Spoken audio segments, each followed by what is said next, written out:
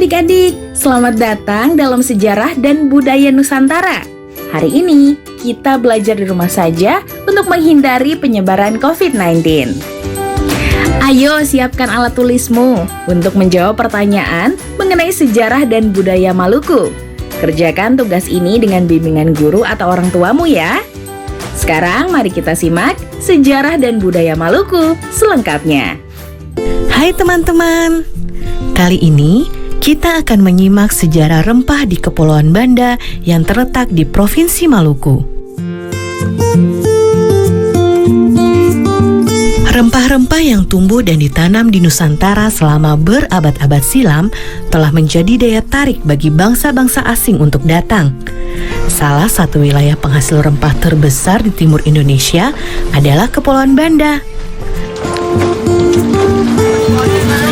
Kepulauan Banda adalah wilayah penghasil buah pala terbesar dan terbaik di dunia. Sejak abad ke-13, pala telah dibudidayakan oleh masyarakat Banda. Kemajuan perkembangan perdagangan pala pada abad ke-15 membuat Banda semakin ramai dikunjungi oleh orang-orang asing dan perlahan menguatkan Banda sebagai pelabuhan rempah yang ramai.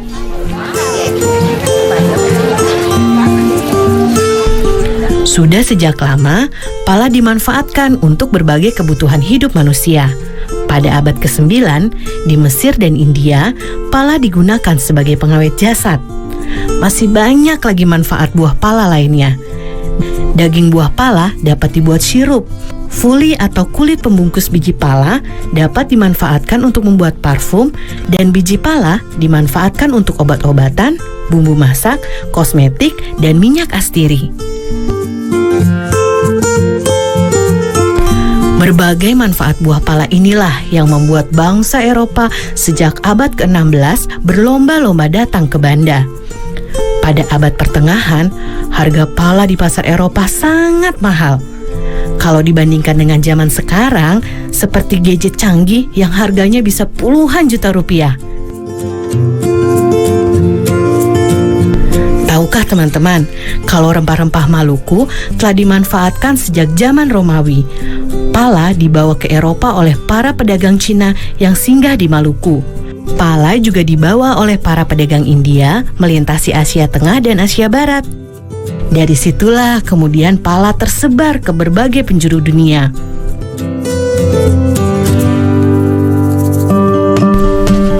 Selama puluhan tahun, bangsa Eropa berlayar mengelilingi dunia mencari sumber rempah-rempah. Bangsa Portugis menjadi yang pertama kali mendarat di Banda pada tahun 1512. Kedatangan bangsa Portugis kemudian disusul oleh kedatangan bangsa Belanda pada tahun 1599. Inggris pun tak mau kalah. Mereka menyusul Belanda datang ke Banda pada tahun 1601. Persaingan Belanda dan Inggris memperebutkan pala di Banda akhirnya membuat Portugis tersisih. Melalui Serikat Dagang VOC, Belanda menjalankan taktik yang kejam untuk menguasai perdagangan pala. Belanda bahkan tak segan menggunakan berbagai cara, termasuk menyingkirkan para pemimpin desa atau yang dikenal dengan orang kaya. Kedatangan bangsa Eropa yang ingin menguasai perdagangan pala membuat masyarakat Banda menderita. Kejayaan pala sebagai rempah-rempah yang dicari oleh masyarakat dunia justru membuat masyarakat Banda perlahan terpinggirkan. Pada abad ke-19, setelah Inggris berhasil merebut Pulau Run dari tangan Belanda, Inggris kemudian membawa pohon pala keluar dari Banda dan mulai menanamnya di Sumatera dan Malaysia. Sejak saat itu, monopoli perdagangan pala dunia yang dikuasai oleh VOC pun runtuh. Nah teman-teman, kini pala dapat kita peroleh dengan mudah di seluruh Indonesia. Ibu dan nenek kita sering memakai bubuk pala sebagai bumbu dapur. Kita juga bisa menikmati berbagai olahannya, seperti manisan, sirup, dan minyak gosok. Ternyata di balik bentuk pala yang mungil tersimpan sejarah yang luar biasa ya. Sampai jumpa di cerita seru sejarah Indonesia lainnya. Nah, adik-adik, sekarang waktunya menjawab pertanyaan. Siap-siap mencatat ya. Pertanyaannya adalah, bagaimana cara membudidayakan tanaman buah pala? Dicatat ya, bagaimana cara membudidayakan tanaman buah pala? Jawablah pertanyaan ini sebagai tugas ya.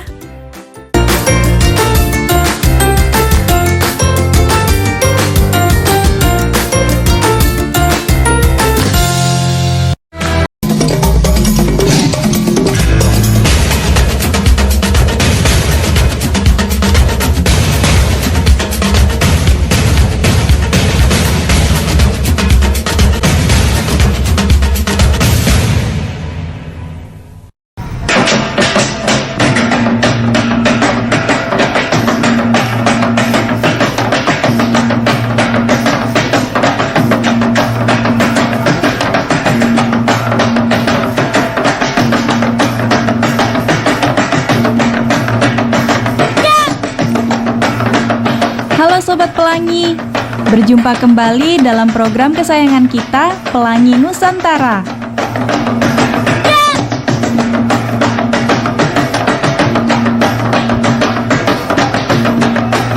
Sobat Pelangi, coba lihat teman-teman kita yang cantik ini. Mereka itu sedang menari apa ya?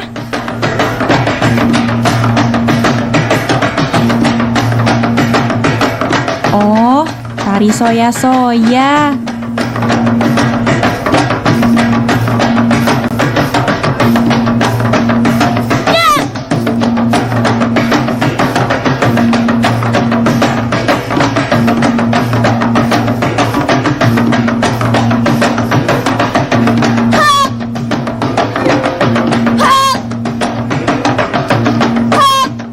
Tari soya-soya itu apa sih?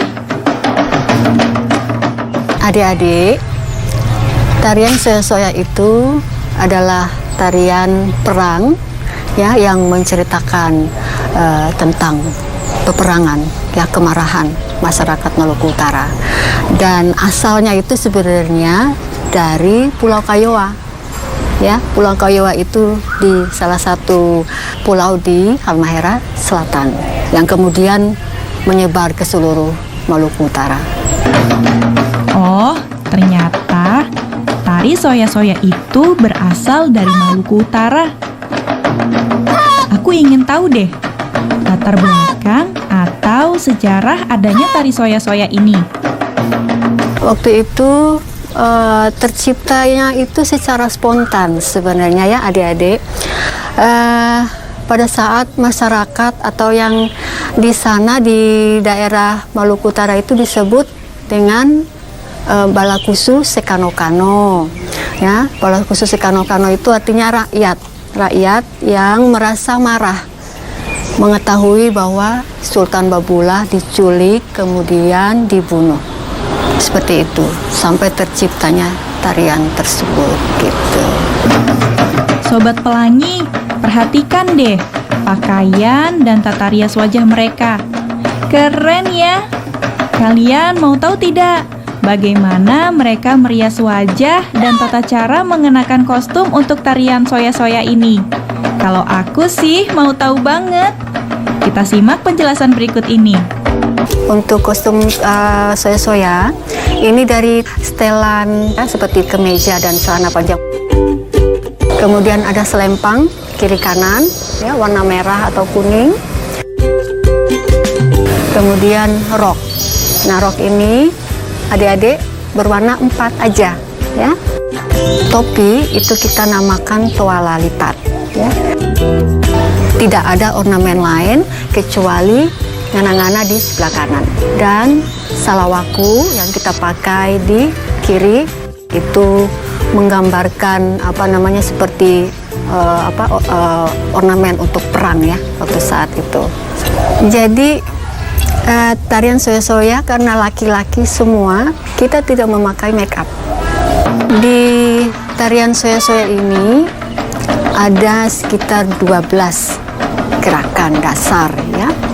Nah, tapi sampai sekarang itu kita belum ada namanya. Dari gerakan 1 sampai gerakan 12.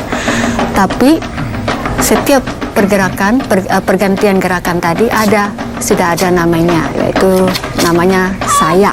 Ya, jadi gerakan setiap pergantian dari gerakan satu ke gerakan berikutnya itu kita namakan saya. Dan salah satu gerakan yang kita sebut suba, yaitu pada saat kita hormat, ya, kita duduk kemudian kita hormat, itu menggambarkan kita menghormati. Jadi cerita dari setiap gerakan itu ada ceritanya. Salah satunya itu kita suba, itu menggambarkan kita suba atau hormat atas jenazah yang sudah ditemukan tadi, jenazah dari Sultan Babulah tadi. Itu. Jadi kostum adik-adik yang digunakan untuk penari soya-soya ini sangat unik ya. Kita adaptasi dari bangsa kolonial dulu rupanya ya. Jadi ada atasan setelan putih-putih dasarnya dan memakai rok. Jadi penarinya semua laki-laki, tetapi kostumnya ada memakai rok ya.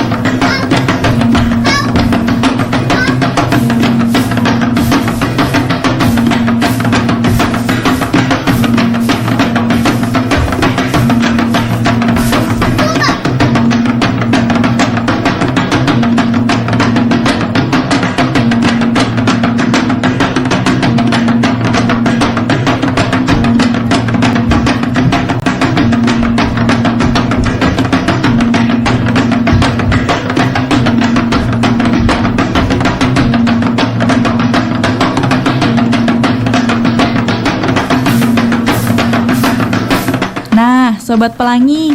Demikian program Pelangi Nusantara kali ini. Sampai jumpa di episode selanjutnya. Nah, adik-adik, sekarang waktunya menjawab pertanyaan. Siap-siap mencatat ya. Pertanyaannya adalah, soya-soya merupakan salah satu tarian yang berasal dari daerah Maluku Utara. Apa yang harus kamu lakukan untuk melestarikan budaya nasional seperti tari soya-soya? Dicatat ya, soya-soya merupakan salah satu tarian yang berasal dari daerah Maluku Utara. Apa yang harus kamu lakukan untuk melestarikan budaya nasional seperti tari soya-soya? Jawablah pertanyaan ini sebagai tugas ya.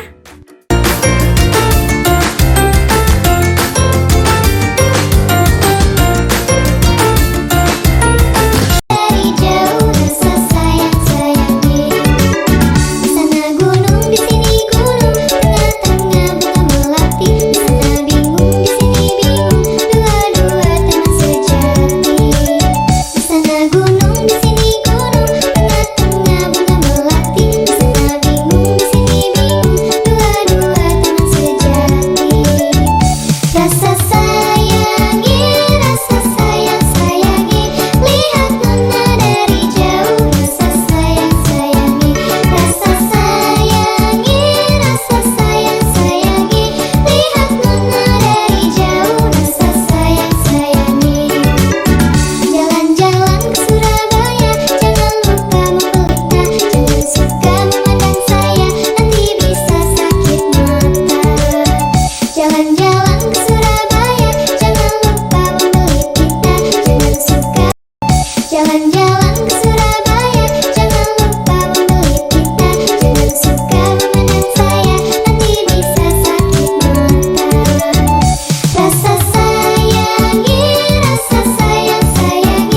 lihat nona dari jauh. Ada semut di ladang, boleh kita mengundi. Kalau ada ungu panjang, boleh kita berjumpa lagi. Kalau ada semut di ladang, boleh kita mengundi. Kalau ada ungu panjang, boleh kita berjumpa lagi. Rasa sayangi, lihat nona dari jauh. Rasa sayang-sayangi, rasa sayangi, lihat nona dari jauh. Rasa sayang-sayangi. Di sana gunung, di sini gunung, tengah-tengah bunga melati, di sana bingung, di sini bingung, dua-dua teman sejati. Di sana gunung, di sini gunung, tengah-tengah bunga melati, di sana bingung, di sini bingung, dua-dua teman sejati. Rasa sayangi, lihat nona dari jauh. Rasa sayang-sayangi, rasa sayangi, lihat nona dari jauh. Rasa sayang-sayangi. Rasa sayangi, lihat nona dari jauh. Rasa sayang-sayangi, rasa sayangi, lihat nona dari jauh. Rasa sayang-sayangi.